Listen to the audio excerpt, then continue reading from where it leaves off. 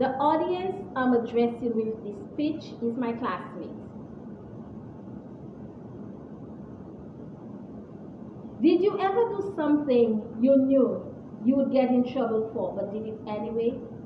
Well, that's what happened when I was 15. That's when I made my first formal dress. How would I get in trouble? See, I used to make my own dress, but it was considered house clothes. But that year, unplanned, I ended up making my first formal dress. See, I am the middle child of 5, the youngest daughter. And growing up, we did not have much. We only received new outfits twice a year, Easter Sunday and Christmas. My mom would buy a piece of material, take it to the local village seamstress, and have her make an outfit for us. You would say, oh yes, that was reason to be excited. But I was never really too excited for 2 reasons. One, my sister always got to pick the style.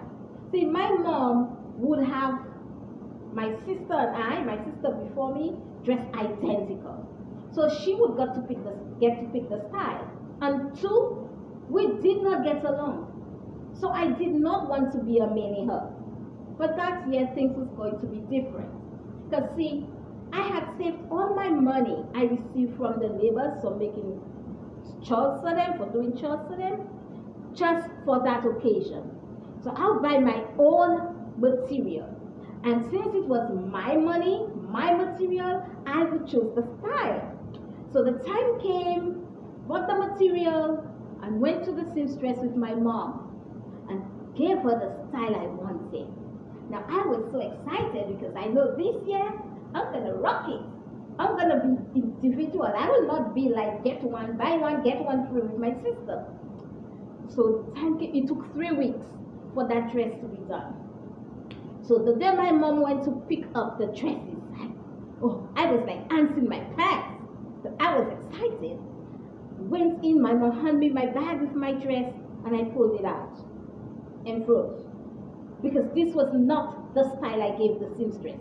I looked over, and my sister had an identical dress as me. My heart broke. I was so disappointed. I put the dress back in the bag and walked away and started to cry. I sat at the back of our house on the bench and I was crying. But then I got angry. That was not fair. How could that be fair? That was my money, my material. Why couldn't I pick the style? And why did my sister have to have the same dress as myself? So I came up with a plan to make my own dress. I decided I'm going to change that dress. It was 3 weeks before Easter. So I snuck that dress. And I took that dress apart, stitch by stitch. I clipped and I cut and I sewed. I got lace from a different dress. I added to that dress and came up with a brand new dress. Yes, I've done it. I was satisfied. So come Easter Sunday, and everybody getting dressed to go to church. We normally go to church as a family, but that Sunday I was dragging my feet. When everyone was ready to get dressed and go to church, and they're calling me, let's go. I'm like, go on, I'll meet you guys. I'm coming. I knew what would happen once my mother saw me with a different dress.